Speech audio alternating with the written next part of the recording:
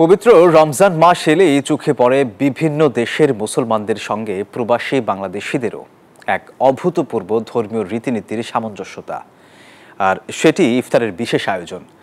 স্বজনরা পাশে না থাকলেও বাঙালিয়ানা স্টাইলে ইফতার আয়োজন করে একত্রিত হচ্ছেন মালদ্বীপ প্রবাসীরা। ইমরান তালুকদারের তথ্যচিত্রে বিস্তারিত ডেস্ক রিপোর্টে।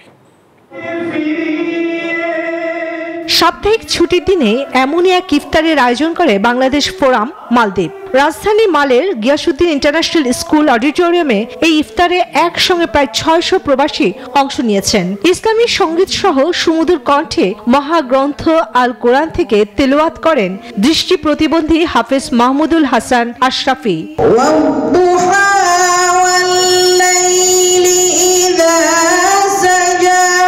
প্রবাসীদের স্থানীয় আইন মেনে চলা, দেশের অর্থনীতিকে শক্তিশালী করতে বৈধ পথে রেমিটেন্স পাঠানোর আহ্বান জানান বিএনপির মালদ্বীপ শাখার সভাপতি মোহাম্মদ খলিলুর রহমান।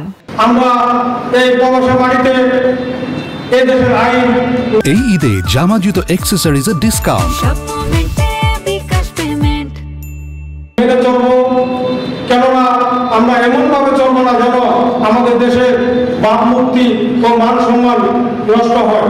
একই সাথে আমরা যদি প্রবাসের মাটিতে দেশের সুনাম অর্জন করি, আমাদের দেশের জন্য এটা সুনাম হয়, যার ফলে আমরা যে দেশে থাকবো ওই দেশের আইন মেনে চলবো, এমন কোনো কাজ করবো না আমাদের দেশের আইন ক্ষুণ্ণ হয়।